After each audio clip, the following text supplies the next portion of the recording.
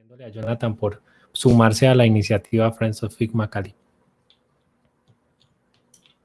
Bueno, señores, muchas gracias por acompañarme. ¿Me escuchan bien? Perfecto. Muchas gracias por la invitación a este espacio, gracias a todos los asistentes.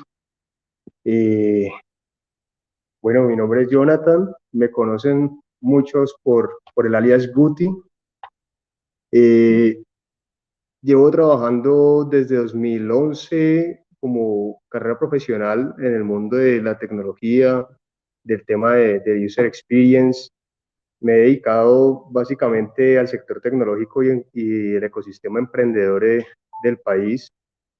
Me gusta y me apasionan mucho las ideas diferentes, la gente que no se preocupa por, no tiene prejuicios de sus capacidades. Soy diseñador de medios interactivos de la Universidad de ICESI, me gradué en 2012 y al día de hoy pues he pasado por muchas iniciativas, muchos proyectos, muchos fracasos, todavía los estoy calculando. Eso me han dejado muchísimos aprendizajes, 1000% de aprendizajes. He tenido la oportunidad de, en ese transcurso de mi vida profesional, iniciar 4 emprendimientos hasta el día de hoy, con miras a poder iniciar otros y obviamente fracasar menos, pero aprender mucho más. He tenido la oportunidad de estar dentro de equipos de trabajo de proyectos en diferentes tecnologías, en tecnología de, por ejemplo, proyectos de Big Data, de inteligencia artificial, de Internet de las Cosas. Soy muy curioso, todavía no he tenido la oportunidad de estar en algún proyecto de blockchain, pero es una de mis metas. Estoy documentándome desde hace un tiempo en el tema. Y eso me ha dado pues la posibilidad de adquirir conocimientos en algunas herramientas metodológicas de innovación, de transformación digital, de user experience, y bueno, tanto técnicas como metodológicas, ¿no? Herramientas técnicas como metodológicas.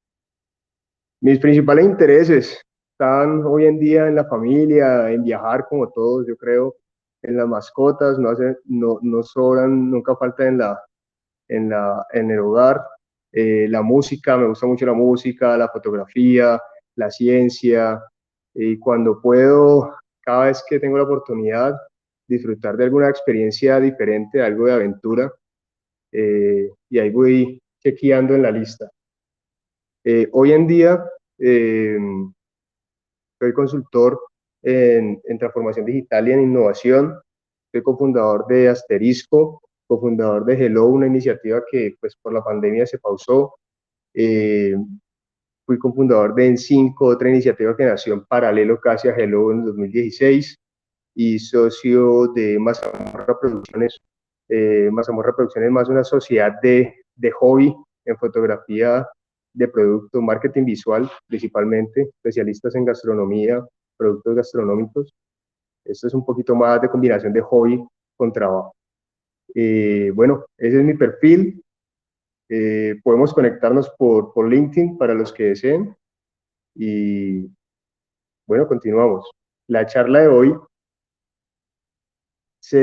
nace a partir de la experiencia principalmente que he tenido trabajando con Asterisco, que es una empresa dedicada a ayudar a organizaciones, a equipos de trabajo, a otras empresas a implementar la tecnología de una manera fácil y en beneficio de la gente. Vamos a hablar el día de hoy sobre cómo es diseñar la experiencia de usuario de productos digitales y eso hasta dónde llega, ¿no? ¿Cuál es el final, el punto final, cuando sabemos que hemos terminado de diseñar un producto digital? No sé si les parece bien, voy a apagar un poco la cámara porque me están lanzando aquí por momentos que tengo problemas en la conexión. ¿Está bien? Hasta ahora me han escuchado bien, no tenemos problemas. Sí, hasta ahora todo bien. Ok, listo. Bueno, entonces continuemos. ¿Cuándo termina el diseño UX de un producto digital? Dale, Juan, ¿puedes ayudarme en la siguiente? Bueno, todo inicia con una necesidad y esto pues parece obvio, pero es tan obvio que se obvia. Entonces, muchas veces nos saltamos de ese punto cero y vamos directamente a la acción, ¿no? ¿Puedes continuar? Siguiente. Entonces, por ejemplo, eh, WhatsApp. WhatsApp implementó las notas de voz en su aplicación porque, según ellos, esto lo tomé directamente de la página web de WhatsApp, pues según ellos identificaron que básicamente la gente a través de la escritura del texto tenía problemas de comunicación, de malinterpretación de los mensajes que se enviaban. Y también querían decir ciertas cosas que el texto no lograba transmitir. Entonces, evidenciando esa oportunidad de mejora, pues implementaron una nueva funcionalidad que fue permitir a las personas enviar notas de voz. Siguiente.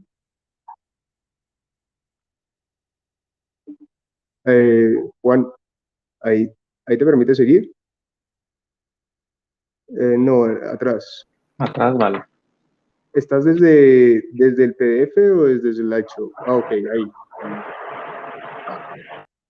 Entonces, ¿cuál era la necesidad, por ejemplo? Bueno, y aquí una pregunta técnica, no sé si los asistentes pueden hablar, ¿tienen manera de hablar o es unidireccional? Es unidireccional, pueden ir escribiendo en el chat o dejando las Escribiendo. preguntas ahí en la sección de preguntas. Ah, bueno, perfecto, perfecto. Entonces, escribamos por el chat, ¿cuál creen que era la necesidad o que fue la necesidad que descubrió WhatsApp para implementar la funcionalidad de acelerar las notas de voz?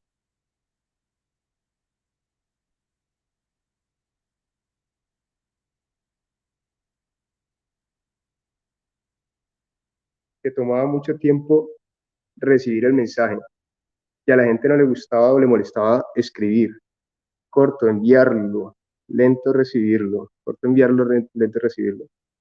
Sí, esos mensajes de voz que uno veía apenas que era un minuto y ya uno se desesperaba, uno ya no quería reproducirlo porque uno ya se sentía perder tiempo, ¿no? Y precisamente eso lo lograron identificar a partir de analizar la interacción que tenían los usuarios con su producto. Siguiente.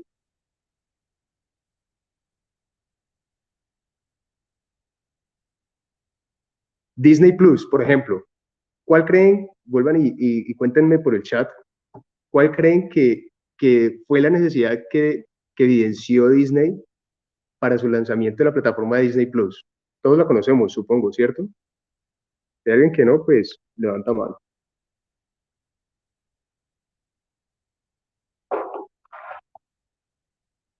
¿Cuál creen que evidenció Disney para poder...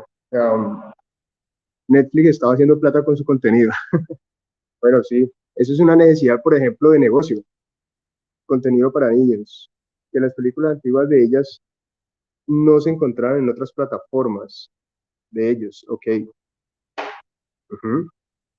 También eh, esto fue en un momento coyuntural, ¿no? En donde estábamos viendo la migración de estos contenidos, ya meterse a las pantallas de las casas y empezar a ver cómo se iba transformando el mundo del entretenimiento en el entretenimiento como el cine, que pues estaba llevando a la gente a gastar más tiempo en su casa para ver una película y las películas que deseaban ver cuando quisieran, ¿no? Entonces empieza Disney a tener obviamente una oportunidad muy grande No sé si ahí escuchan ruido, me dejas saber, ¿vale?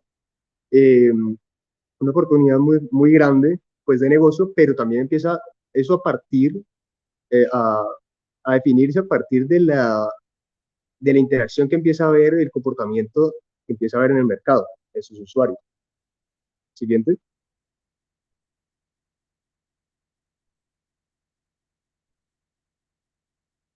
Bueno, Juan, ahí puedes continuar.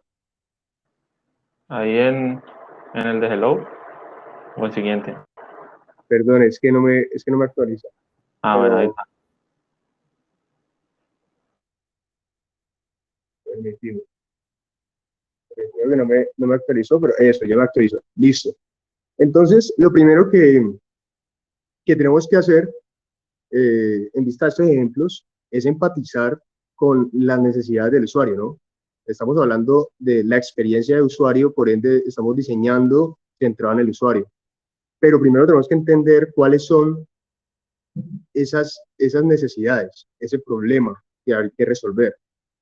Este es un ejemplo que fue una iniciativa que surgió en 2016 a partir de un diplomado de innovación que realicé, y fue un ejercicio en clase, que salió una idea, y esa idea pues terminó en un proyecto, en un emprendimiento muy interesante, muy bacano, del que aprendí muchísimo. Eh, Logramos estar en apps.co, recibir asesorías, educarnos pues en metodologías.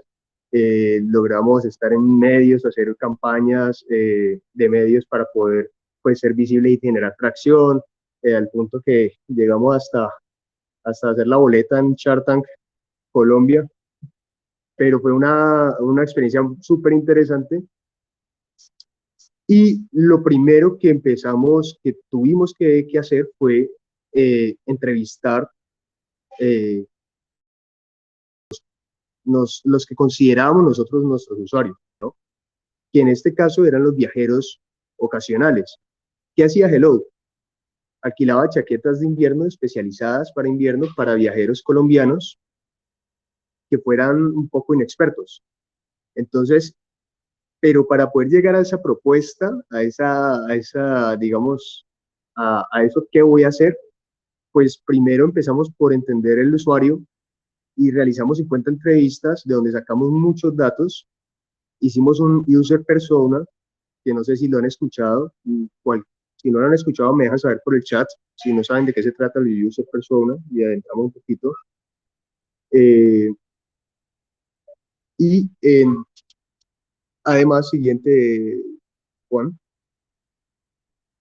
realizamos un mapa de empatía, que ambos son herramientas técnicas, metodológicas, perdón, para poder desglosar y entender los puntos más importantes de los datos obtenidos durante esas entrevistas. Ahora bien, las entrevistas es una de las tantas herramientas que se pueden aplicar en una fase de empatizar.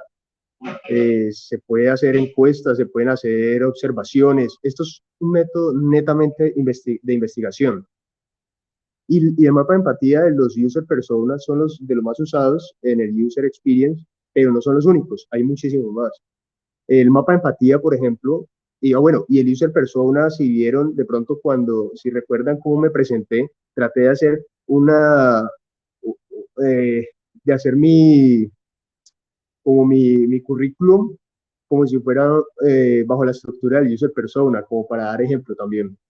Eh, y el mapa de empatía, pues te permite entender cosas como qué piensa esa persona, ese público objetivo al que quiero dirigir este producto que voy a diseñar, qué ve, qué oye, qué hace, qué siente, qué dice, cuáles son los esfuerzos, esos obstáculos con los que se encuentra, cuáles son esos resultados que espera tener cuando está realizando algo que va encaminado a solucionar ese dolor, ¿no? Esa necesidad. Siguiente, por favor. Entonces, pues hasta ahí hemos hablado de empatizar, hemos hablado de que el primer punto, el punto cero, que es para entender luego, más adelante, mientras vamos hablando, ¿dónde termina todo este cuento? ¿Dónde es que un diseñador de experiencia de usuario termina su trabajo en un producto digital? Pues aquí tenemos unas herramientas para empatizar, unas herramientas técnicas. En Figma, por ejemplo, la cuenta de Figma for Education tiene muchos templates muy bacanos para poder trabajarlos, para poder trabajar este tipo de metodologías. Siguiente. Pero no son las únicas, ¿no? Hay otros que, por ejemplo, les recomiendo mucho tinkersco.com y también la página de IBM. Ellos tienen una sección que es de aprendizaje y tienen incluso toolkits para poder descargar y todo el cuento. Ambas plataformas, ambas páginas tienen muy buenos toolkits para que se puedan descargar y trabajar.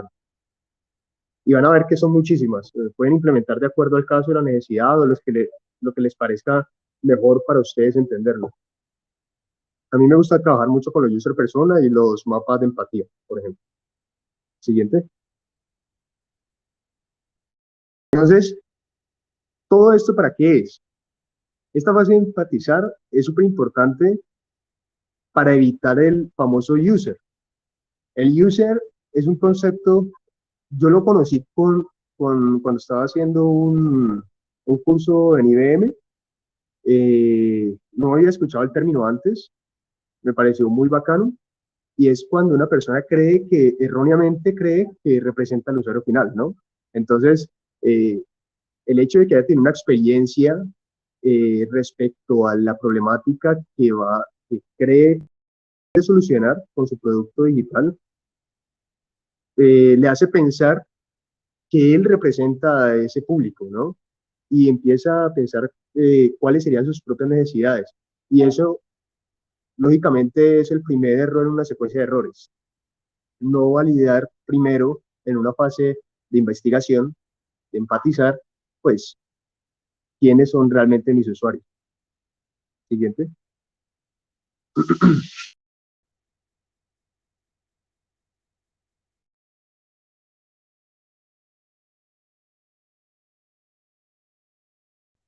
Entonces, ya después de empatizar, pasamos a definir y prototipar lo más importante.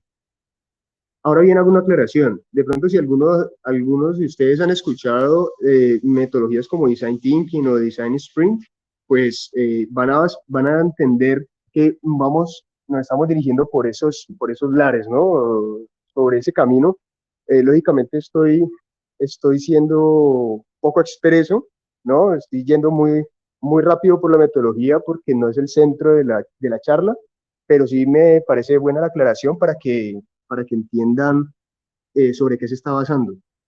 Y además que el user experience, pues no necesariamente tiene que hacer todas las paradas durante la metodología o, bueno, hay muchos otros componentes, ¿no? En esos paso a paso.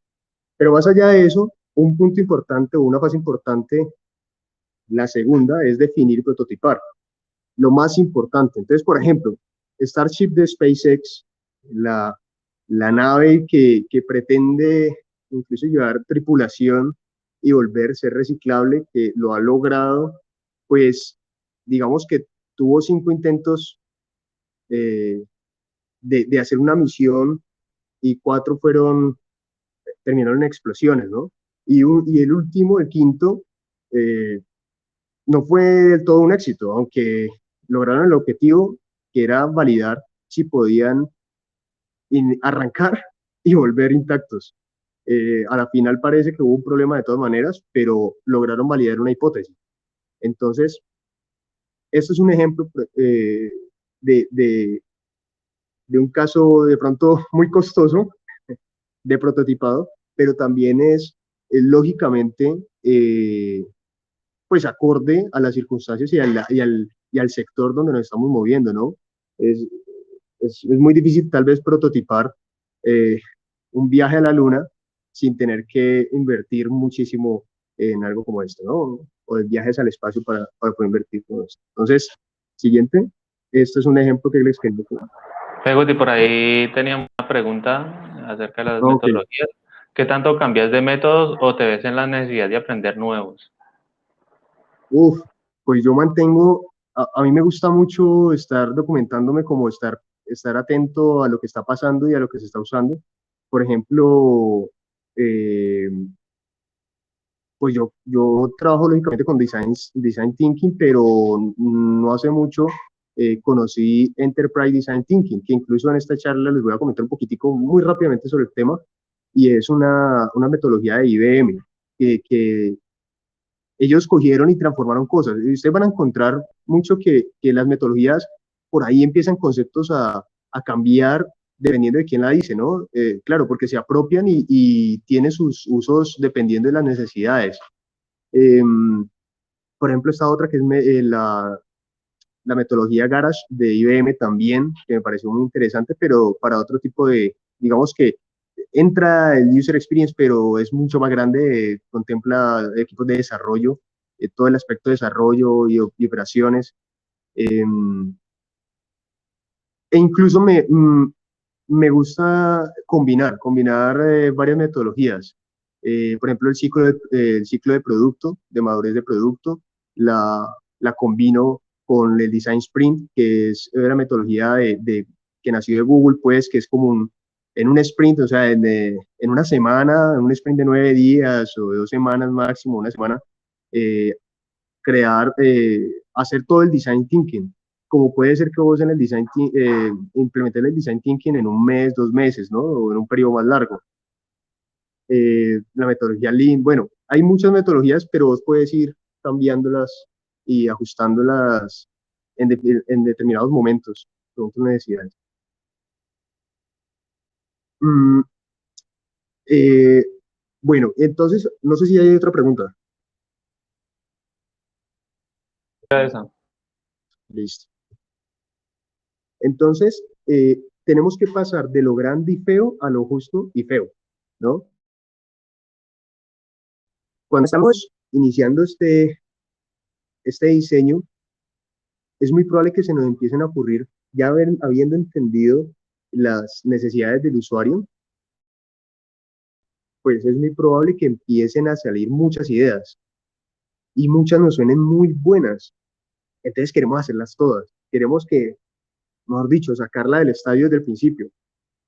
Y eso se empieza a volver una vaina súper compleja, grandísima, eh, que no está mal en una primera instancia. Lo que sí tenemos que tener siempre presente es que debemos irlas filtrando, ¿no? Entonces, podemos arrancar con unos wireframes, unos sketches, incluso a mano o papel, o con otras herramientas como plataformas como Figma, para poder hacer unos wireframes y después un user flow, un mapa de navegación y de interacción entre pantallas de la plataforma, ¿no? O del sistema que estamos diseñando, del producto. Entonces, la idea es que pasemos de lo grande y feo a lo justo y feo. Sigue siendo, en esta primera instancia no nos importa que sea bonito. Por ejemplo, aquí les estoy presentando un ejercicio de una maestría de información estratégica, eh, y realizamos sí, a manera de un proyecto rápido, una app para mascotas, para poder hacer tracking de mascotas. Entonces realizamos varios wireframes eh, y realizamos dos user flows. Uno primero, puedes continuar, Juan, uno inicial, ¿cierto? Que es, por ejemplo, que están viendo, y después lo pulimos un poco y pasamos a algo más sencillo. Y te dejaron otra pregunta. ¿Cuál es Ok, el método más optimizado cuando trabajas con early stage startups de manera scrappy? es primera versión.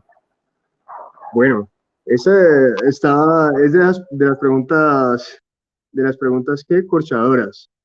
A ver, cuando hablamos de manera scrappy, ¿a qué se refiere?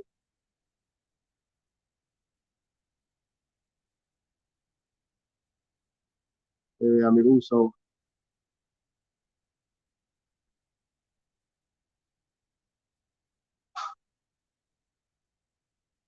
Bueno, no sé si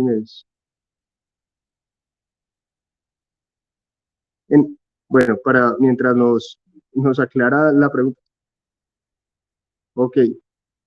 No, es que, bueno, cuando estás hablando de startups que recibieron una ronda semilla o presemilla, bueno, en realidad un capital semilla, eh, básicamente tiene más posibilidades si vos tenés ya un producto digital, un MVP, perdón, un MVP, o sea que vos ya pasarías por ahí hace rato.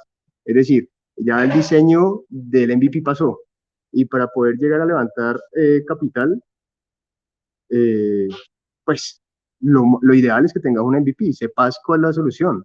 Nadie te va a comprar una idea, nadie te va a invertir en una idea. Las ideas pueden ser muy buenas, pero si no se ejecutan, pues no, ningún inversionista ni el de más alto riesgo lo haría. No sé si eso te puede responder la pregunta. Por ende, pues el método más optimizado, bueno, no, es decir, vuelvo al punto, dependiendo del y el tipo de producto, vos podrías aplicar diferentes métodos para poder trabajar. No es lo mismo, por ejemplo, iniciar un proyecto desde cero, ¿cierto? Un producto digital desde cero. O sea, tenemos la hoja en blanco completamente eh, y vamos a empezar a idear. Es muy diferente a coger un producto que ya tiene una versión, un release, y queremos mejorarlo. Entonces, dependiendo de ese momento, pues eso también nos va a implicar pensar en qué herramientas técnicas podemos usar, qué metodologías podemos usar, ¿ya? Son casos muy específicos. De pronto, con lo que vamos a ir hablando un poco más adelante, podrías estar teniendo algo más aterrizado que te dé alguna idea para resolver esa pregunta. Entonces les decía que, por ejemplo, nosotros en esta app de mascotas, aquí les muestro cómo era un home inicialmente, el wireframes. Estamos pensando en tener un espacio publicitario dentro del mapa. La idea era que la aplicación te permitiera seguir a través de un collar conectado a internet, seguir todo lo que hiciera tu mascota y además generar una comunidad dentro de de la plataforma.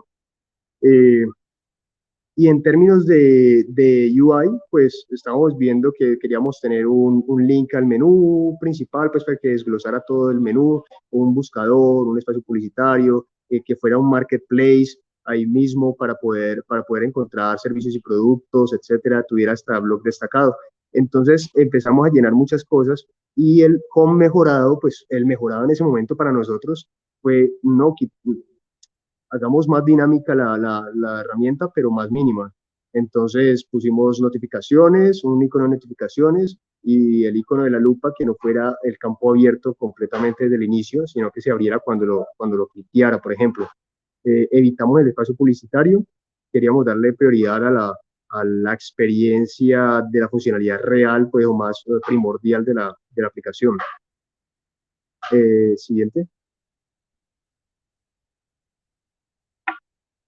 Bueno, entonces, esta es otra, por ejemplo, el menú inicial, al principio lo pensamos como un slide, cuando uno cliqueara hiciera tap en el botón, en el burger, pues se abriera un slide de izquierda a derecha con todo el menú. Después pensamos que podría ser bueno tener mejor un menú full screen, donde yo pudiera poner los perfiles de cada mascota, porque claro, yo puedo tener dos mascotas o tres y pudiera verlos ahí y también ver solamente lo más importante, por ejemplo, mis pedidos a los diferentes sitios del marketplace. Entonces, eso fue algo que empezamos a redescubrir una vez nos empezamos a hacer preguntas con los wireframes ya. Ni siquiera habíamos, no se estaba desarrollando, ni siquiera tampoco pensando en colores, formas, nada. Siguiente.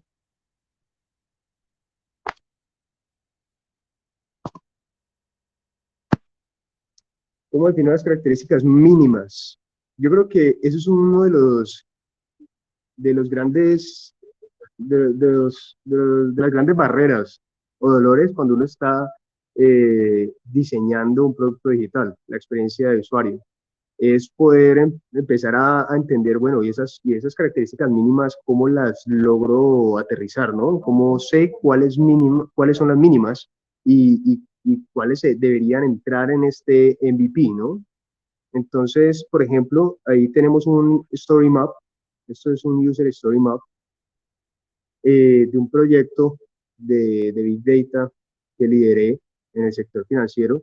Eh, Siguiente, donde vamos a poder ver, yo no sé si alcanzan a leer algo ahí bien, pero básicamente eh, se evidencian las características de ese sistema. Algunas son no son de frontend. Ahí se muestra todos los pasos de interacción del usuario con el sistema que debería tener y esas características que deberían de cumplir para que esa interacción se dé, ¿no? Y se dé de la mejor manera, en términos funcionales, ¿ya? Y como hablamos de términos funcionales, pues estamos hablando de backend y frontend, ¿no? De todo lo que tiene que ver con infraestructura también. Entonces, aquí usamos lo que llamamos user stories. Siguiente.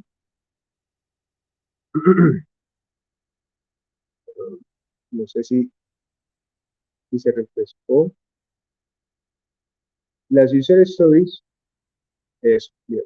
Las user stories, eh, o historias de usuario, pues, eh, es una metodología, viene de las metodologías ágiles.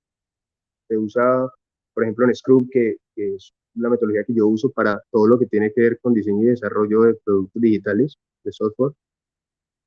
Y lo que plantea básicamente es que cuente la característica desde la perspectiva del usuario, la característica o funcionalidad que debe tener ese sistema, esa herramienta o ese producto, ¿ya? Entonces, tiene una estructura. La estructura es cómo analista financiero, en este caso, o sea, como usuario tal, quiero o necesito, ¿cierto? Conocer las consultas que le han hecho al cliente para ampliar mi entendimiento de su comportamiento crediticio. Para este caso, como les decía, era una plataforma de Big Data para analizar pues mucha información que le permitiera a los analistas de créditos verificar o tener una idea más inteligente y automatizada del comportamiento de los clientes que les estaban llegando, ¿no? Ustedes sabrán que en el sector financiero, para otorgar unos créditos, pues hay un alto riesgo. El banco trata de disminuir todos esos riesgos sabiendo a quién le está prestando. Y pues generalmente se basan en fuentes como Data Crédito, como Cifin, dependiendo de si es el sector privado financiero o público, perdón, eh, y de otras fuentes como fuentes judiciales, eh, legales, para poder saber si tienen embargos, etcétera. Entonces, pero es mucha información, ¿no? La idea era crear una plataforma que hiciera fácil y un poco más gráficamente el.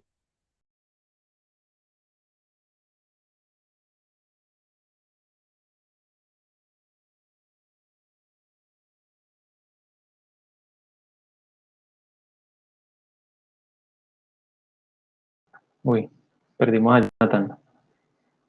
Momento, tratamos de recuperarlo. Hola, hola, perdón, ¿me escuchan? Hola, bienvenido de nuevo. Ok, gracias. No sé qué pasó que me sacó. Entonces les decía que esta plataforma que estábamos construyendo eh, era dirigida hacia esos analistas, a que tuvieran un porcentaje menor de cuando autorizaran aprobaran pues unos clientes, ¿no? Entonces, las historias de usuario, ¿en qué consisten? Yo creo la historia del usuario en una funcionalidad, ¿cierto? Yo quiero definir la funcionalidad filtrar consultas. Entonces ya sé que para que esa funcionalidad le va a permitir a ese analista conocer las consultas que a otros clientes, que a ese cliente, otras personas, otras entidades. ¿Listo? Entonces, Eso está dentro de un paso de la interacción con el producto, ¿no? Cuando hablo de pasos me refiero, por ejemplo, llega el cliente, suministra la información, segundo paso, se revisa la información, tercer paso, ¿no?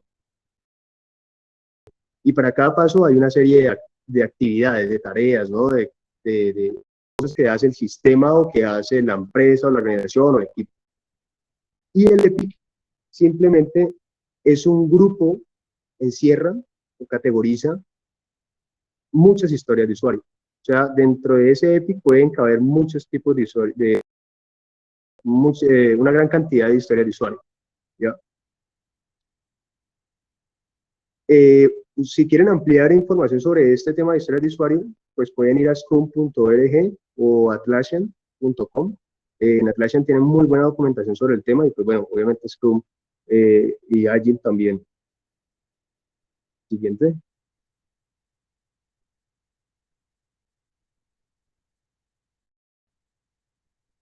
Estas son algunas de las herramientas, por lo menos las que yo suelo usar. Miro, a mí, Miro permite crear unos tableros y es un tablero limpio donde puedes hacer lo que quieras, mapas mentales, tiene templates incluso para crear estos story maps, tiene para poder crear customer journeys, bueno, una cantidad de herramientas y muy fáciles y muy visuales para crear workshops, por ejemplo, de ideación con post-its, eh, muy bacanos, es muy fácil de usar. Y pues Figma, lógicamente. Continuamos. Entonces, una pregunta para los asistentes. ¿Ustedes qué creen que es primero? ¿Qué se debe hacer primero en el diseño de experiencia de usuario? ¿Las historias de usuario, el user flow o el prototipo? ¿Qué creen que debería ser primero? ¿Cómo es el orden?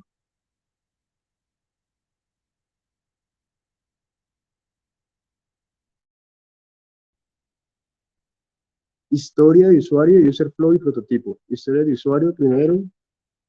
Historia de usuario primero. Ok, como que todos están de acuerdo con que historia de usuario.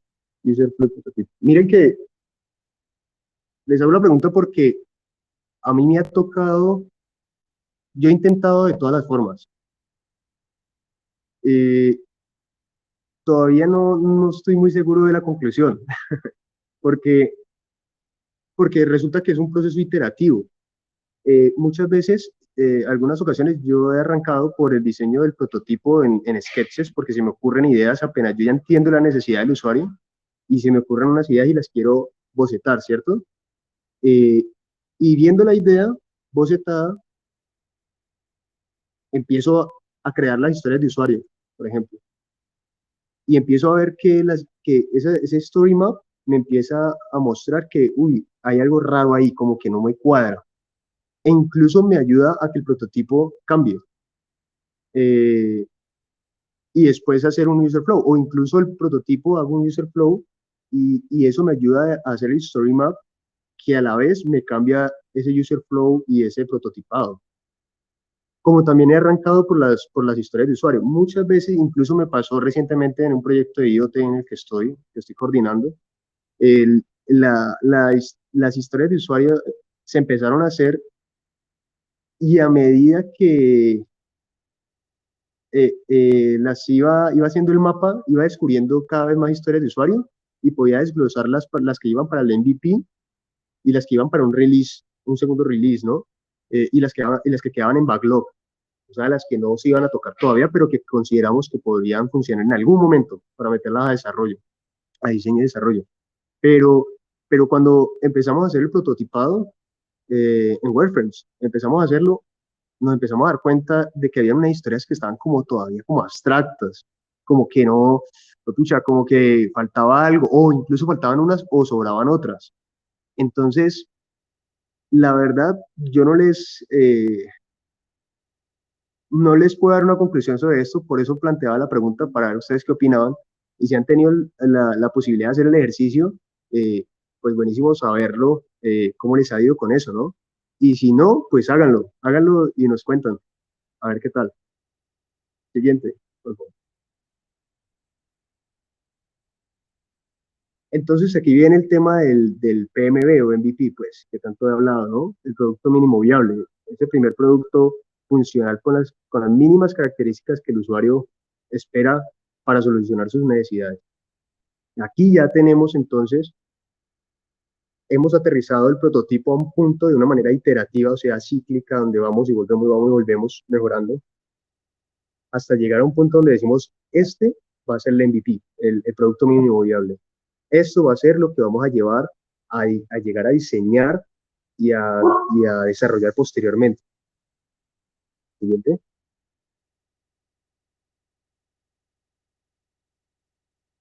Entonces aquí viene el tema de aprender a desprenderse. Aquí viene el tema de, pucha, me va a tocar dejar pasar ese, no sé, ese botoncito que quería con esos cambios de colores, o que flotaba, o esa, no sé, o ese modal que hacía que todo se viera de lujo, o ese efecto, etcétera, etcétera, ¿no? Aprender a desprenderse de las cosas que a lo último no aportan, ah, o no son básicas, perdón, ah, para esa solución, ¿no? Que a lo último el usuario va a decir, ok, bonito, pero está de más. O bonito, pero no me funciona, ¿no? Siguiente. Entonces, por ejemplo, siguiendo con el caso de la plataforma de Big Data para el sector financiero, este ya fue un mock-up, eh, ya metiéndole cositas de diseño pensado para después del MVP, hasta un segundo release. O sea, ahí estamos viendo, por ejemplo, la consulta o el filtro de consultas del cliente que estábamos hablando ahora en la historia del usuario. Algo muy sencillo, eh, una interfaz muy sencilla que permitiera ver el, cuáles y quiénes han hecho y cuándo eh, consultas a ese cliente para poder otorgarle algún crédito, ¿no? Siguiente.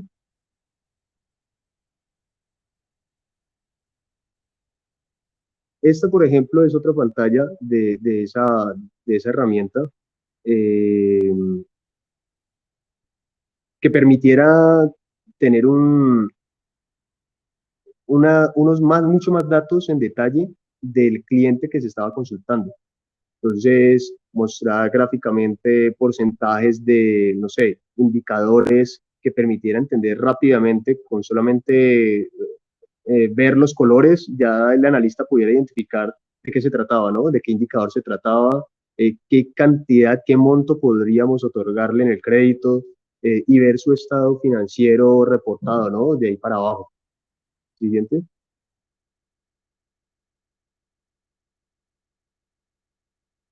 Y por ejemplo esta pantalla viene con este menú lateral. Eso es un detalle ya coqueto, pendejo, que tuvimos después que decir, no, ves que esto, bueno, a la final necesitamos un menú, sí, listo. ¿Qué queremos llegar a tener en el MVP? No, pues esto y esto. Ok, listo. Entonces dejemos eso para un release siguiente.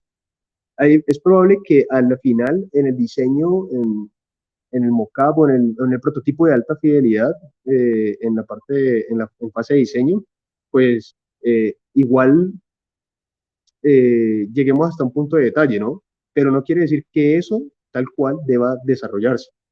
Y eso es muy importante tenerlo en cuenta. Siguiente.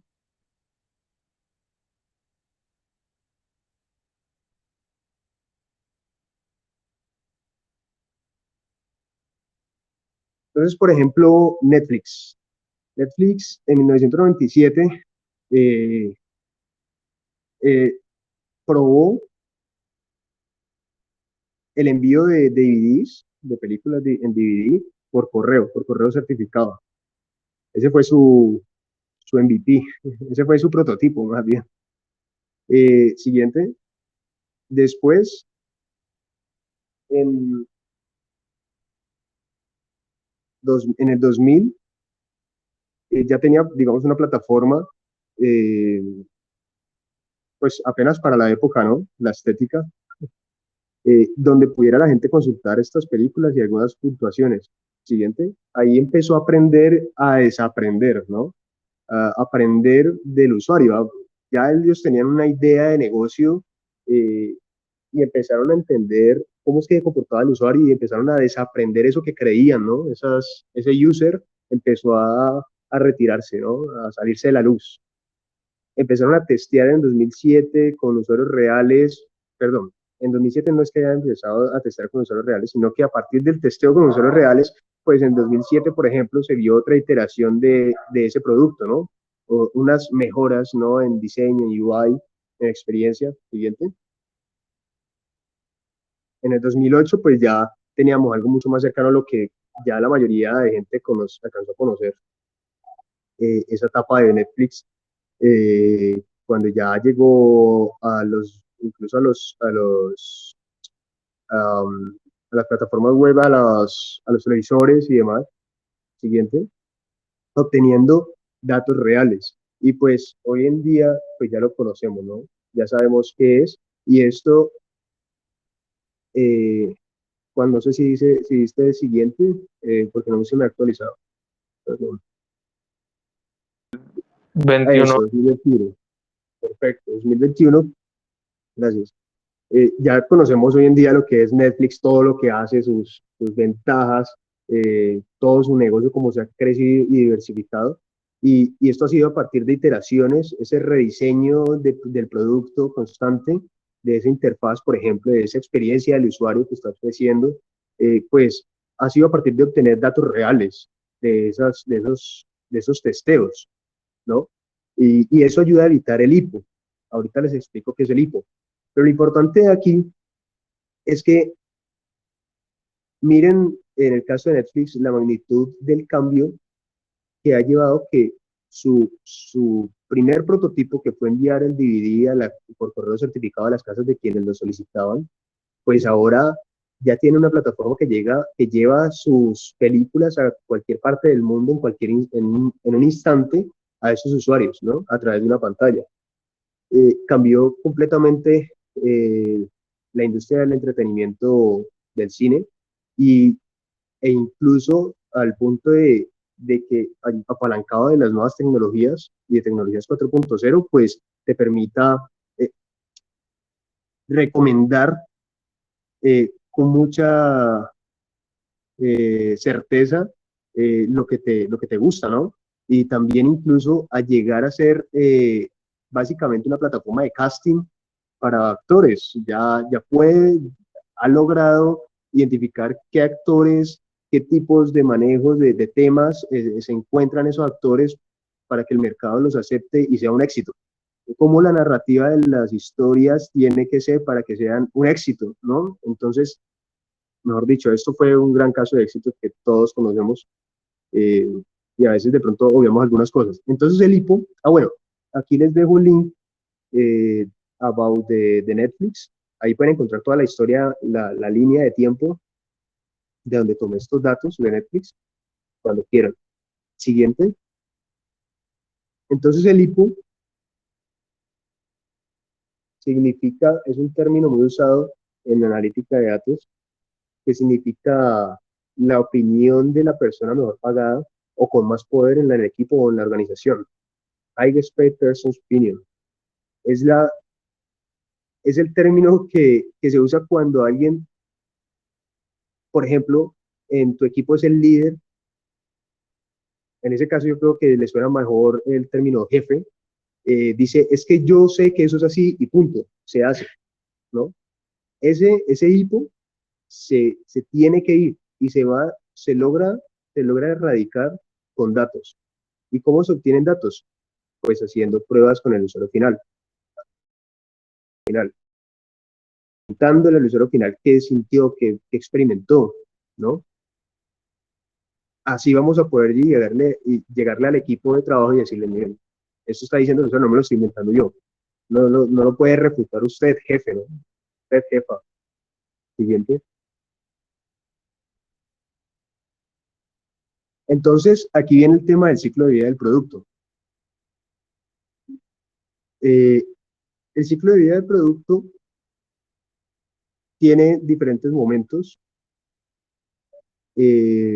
Cuando arrancamos desde cero a validar una hipótesis,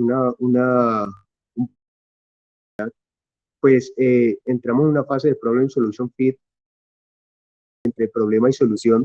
Queremos identificar si realmente hay un problema, una oportunidad, perdón, en ese problema, una oportunidad de solucionar ese problema.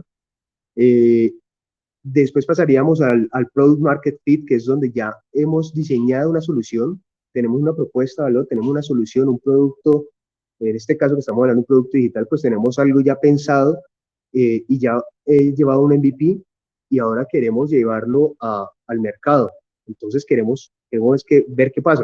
Ahí es donde nos encontramos a los early adopters, ¿no? A los adoptadores tempranos. En un paso anterior, en el Problem Solution Fit, encontramos a los innovadores, a las personas que son mucho más emocionales, ¿no? Como que yo quiero ser el primero en tener esto. No importa si no funciona, yo quiero experimentar y ser el primero en que experimente esto. Más ratones de laboratorio. Pero los early adopters son personas que no llegan a ese punto emocional, lo piensan más, pero también tienen una necesidad que creen que esa solución les va a funcionar. Entonces, ahí, como primera instancia, es donde me interesa llegar, ¿no? En una fase de Product Market Fit. En esa transición, donde mi MVP, mi primer producto, el producto digital, ya está siendo usado por esos early adopters, por esas personas que tienen esas necesidades, y empieza a crecer, esa transición se le llama el abismo, porque es una transición muy difícil.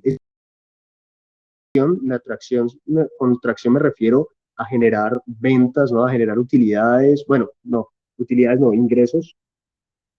Es posible que ahí haya un estancamiento.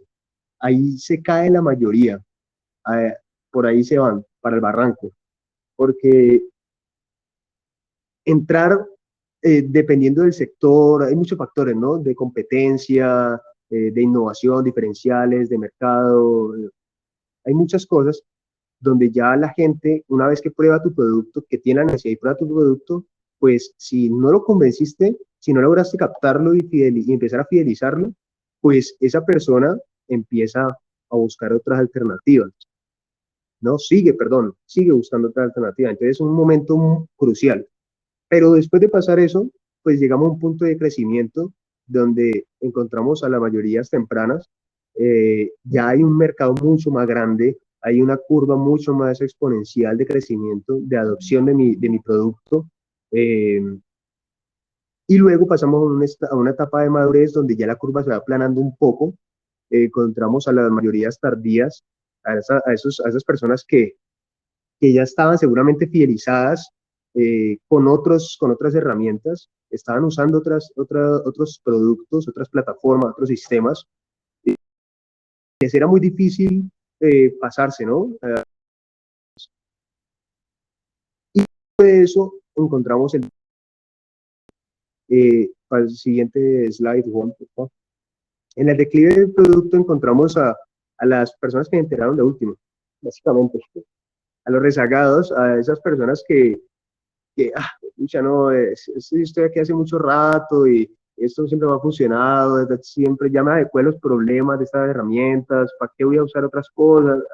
Y en algún momento de pronto llega por ahí, vamos allá, ¿no? Ya me di cuenta que esa otra opción ya tiene mucho tiempo en el mercado, ya mucha gente ha hablado de ella, ya está madura y bueno, hagámosle que ya voy a la fija, ¿no? Soy más conservador. Esos momentos están encerrados en etapas, en 3 etapas, en la etapa temprana, etapa de escalamiento y etapas de expansión. Y por eso porque es importante tenerlo en cuenta para el user experience. O sea, de pronto están diciendo, bueno, ¿y este man por qué se va hasta por allá?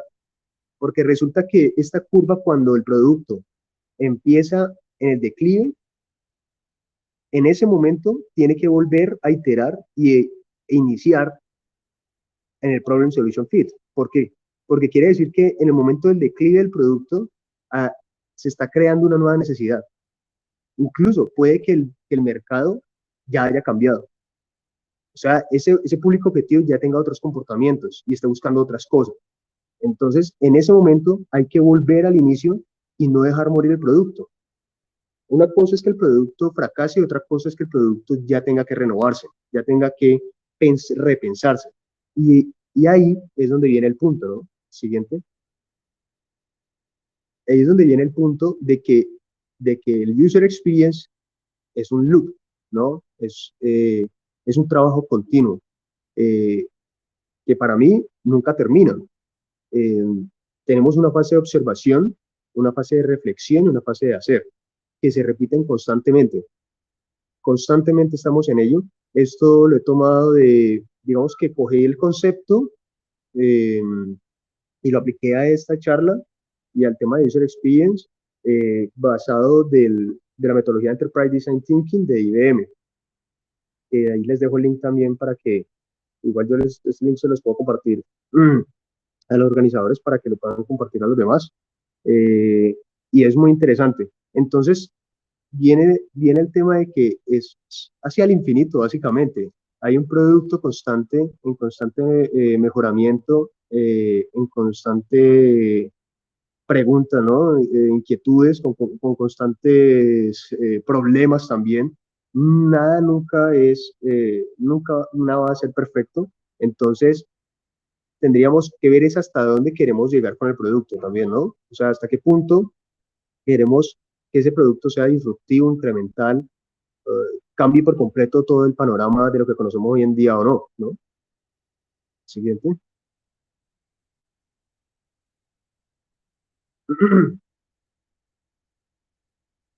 Entonces, esa es la pregunta, ¿no? ¿Cuándo termina el diseño digital de un producto digital? Cuando nos cansemos de hacer lo mismo, básicamente para mí. Creo que la experiencia es una área por eso de mayor crecimiento.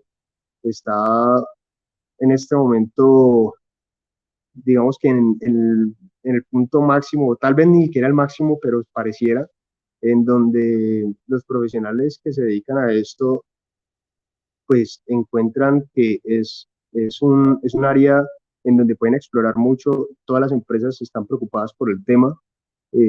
Todas las empresas quieren tener algún producto digital. Todas las organizaciones necesitan al menos un producto digital, ¿no? Y tienen que ver con ello. Hay sistemas que vienen usando empresas incluso muy grandes, que son sistemas de hace muchos años, que es difícil actualizarse porque tienen toda su infraestructura en ese sistema. Entonces la migración es súper difícil, tanto a nivel técnico, como también a nivel de capacitación del personal. Tenemos gente que viene trabajando más de 10 años con la misma herramienta, la conoce, así sea un asco, pero está ya acostumbrada a esa forma de trabajo. Entonces, siempre hay ahí por donde explorar, ¿no? Y por donde crecer en el mundo del diseño de experiencia visual. Entonces, no sé si hasta este punto haya, haya algún comentario o alguna inquietud. Uy, por aquí hay algunas preguntas que hemos dejado atrás. Puedes ver ahí bueno, ¿cómo lidias con, por ejemplo, que muchas ideas que querías terminen siendo cortadas? Que he visto a veces que se destruye la moral. ¿Cómo lidias con eso? Ok, sí, es verdad. Es que miren que ahí es un tema, lo que hablamos ahorita es, perdón, ok, ah, lo que hablábamos de desprenderse un poco, ¿no? ¿Qué pasa? No se nos puede olvidar que el producto digital al final es un producto y por ende es un negocio. O sea, tiene que cumplir unas variables de negocio, tiene que ser viable, ¿no? O sea, si queremos que ese producto salga al mercado es porque queremos que eso produzca plata, produzca un beneficio para la empresa. Y, y además necesitamos hacerlo rápido, ¿no? Entender rápidamente e iterar rápidamente. Entonces, de pronto, el punto está, para no frustrarse, ¿cierto? El punto está es en ir en sincronizarse con esas necesidades de negocio, con esos objetivos de negocio, sincronizarse, porque muchas veces nosotros en el diseño de experiencia de usuario, nos encaprichamos, ¿no? Nos metemos algunas ideas y queremos que no, es que cómo es posible que no nos dejen hacer esto, pero cuando vamos a ver del lado del negocio, pues resulta que es que, claro, es que hay unas prioridades importantísimas que no podemos obviar. Entonces, yo creo que para evitar esa frustración, fundamental entender cuáles son esas necesidades de negocio. Si ya esas necesidades de negocio efectivamente están sincronizadas con lo que yo creo, con esas ideas, ¿cierto? Que mencionas, que quería incorporar en el producto, pero que alguien con hipo no está permitiendo hacerlo, entonces ahí ya tenemos es que demostrarle con datos que efectivamente lo necesita. ¿Y cómo se demostraría con datos? Yo les recomiendo, salgan a pruebas, salgan a pruebas, hagan una investigación por ejemplo, un diagnóstico heurístico, de heurísticas de UX, perdón, donde validen al menos los 10 principios de heurística de usabilidad y vean si efectivamente lo que ustedes creen, lo que creemos que es una buena idea y que va sincronizado, creemos que está sincronizado con esa necesidad de negocio, lo dice el cliente, lo dice el usuario final. Si es así, les aseguro que con un informe, pasando eso a quien tiene el hipo, les va a funcionar. Si ya esa persona es ciega, sordo, muda, viendo los resultados, pues no, apague y vámonos. Buscamos otro ladito para ser felices. Otra hipo no es parecido a la falacia de apelación a la autoridad. No conozco la falacia. Tal vez la he escuchado, pero no la tengo presente. No sé si me la puedes ampliar. ¿A qué se refiere la falacia de apelación a la autoridad?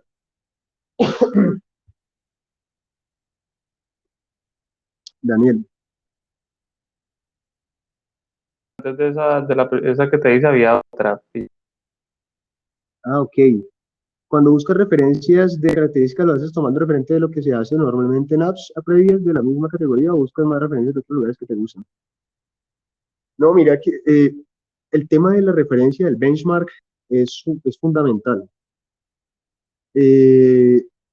Sí, sí, siempre cojo de referentes algunas del mismo sector, o sea, herramientas similares, pero también nada tengan que ver, referencias que nada tengan que ver, perdón, porque así no me sesgo. Incluso trato de que la mayoría sean las que nada tengan que ver de otras áreas. E incluso trato de preguntar a personas sobre referencias eh, para conocer más. Porque parte en un momento de ideación, cuando ya estamos levantando ideas, pues lo principal es tener diversidad, ¿no? La creatividad sale desde de la diversidad. Y esa diversidad, pues no toda está en nuestra mente. O sea, necesitamos de más personas. Un producto exitoso no se construye por una sola persona, jamás. Entonces, y la referencia es parte de esa diversidad también. Entonces, si puedes ayudarte de otras personas para tener, perdón, más ideas, mucho mejor. Incluso si puedes hacer wireframes y decirle a otros a conocidos, amigos, que prueben, que opinan, a otros expertos, por ejemplo, pues muchísimo mejor. Ahí estás alimentando esa idea principal.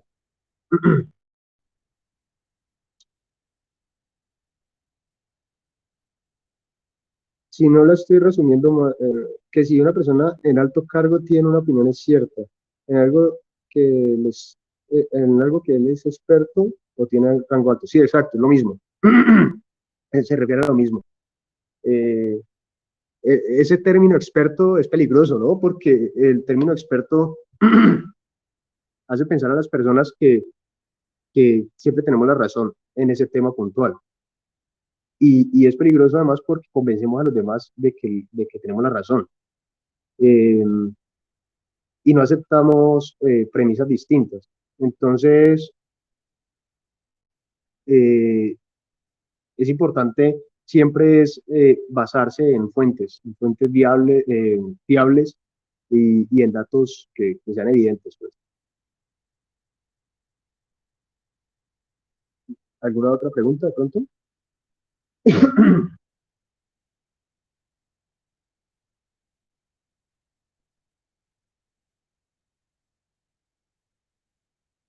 Con mucho gusto, Daniel. Bueno, entonces, pues no sé, no sé, Juan, eh, ¿qué más? Sí, yo creo que hasta aquí pues hemos llegado por hoy. Espero que les haya gustado pues la charla. Me hubiera gustado de pronto tener la posibilidad de sí charlar, ya tener la oportunidad de que se fuera bidireccional, bacana esa interacción, pero pues agradecerles mucho por el espacio, agradecerles mucho a los asistentes por todas las preguntas. Si tienen algo más, algunas otras dudas que crean que yo les pueda ayudar, pues bienvenidos. Ahí por LinkedIn también pueden conectar y escribirme. Eh, y bueno, espero que les haya servido de algo esto que les he contado el día de hoy. Bueno, muchas gracias, Jonathan. Creo que salió muy bien, que quedaron varias herramientas allí, varios tips, además desde la experiencia, que creo que es muy valioso cuando uno está haciendo este ejercicio, tener como quien le diga cómo lo hizo en su momento, que nos hayas compartido un poco de la experiencia en los múltiples proyectos que mostraste hoy. Creo que eso es muy interesante y valoramos que en este espacio pues podamos contarlo. De acuerdo en el tema de la interacción, siempre estaremos buscando que generemos espacios en los que podamos intercambiar información. Esperamos muy pronto tener un tallercito que estamos fraguando para que participemos. Tuvimos un primer evento, un primer taller ya hace unas semanas y bueno, este era nuestro segundo evento. Queríamos tener a alguien que nos hablara del tema y esperemos pues que en la próxima tengamos algún formato más participativo. Agradecerle a las personas que se conectaron por estar aquí y hacer parte de la comunidad. Les recordamos que tenemos en Instagram nuestra cuenta en la que estaremos anunciando los eventos que vienen y también invitarlos a que a través de nuestras redes nos cuenten qué les gustaría ver, qué les gustaría, sobre qué tema les gustaría hablar, que acá con Juan, con Jorge y seguramente vamos a estar buscando maneras de conectar más gente y de ir creciendo la comunidad. Esperamos que ustedes, las personas que se conectaron, sean embajadores del mensaje de que Friends of Figma está creciendo y que queremos pues establecer contacto con todas las personas interesadas en el tema. Señores, no sé, ustedes cómo la vieron. Yo agradezco mucho a Jonathan nuevamente y pues bueno, cedo la palabra. Muchas gracias a todos por conectarse.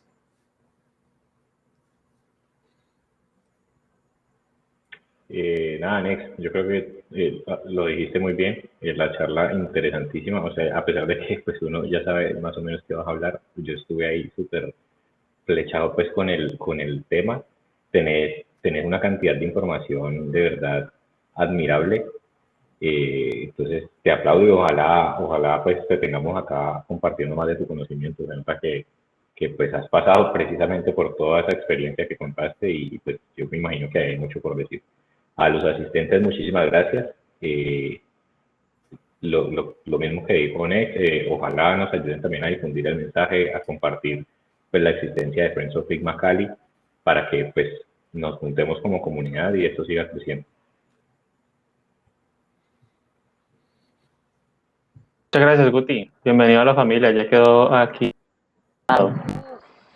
Espero que te sigamos teniendo por acá compartiendo todas estas cositas.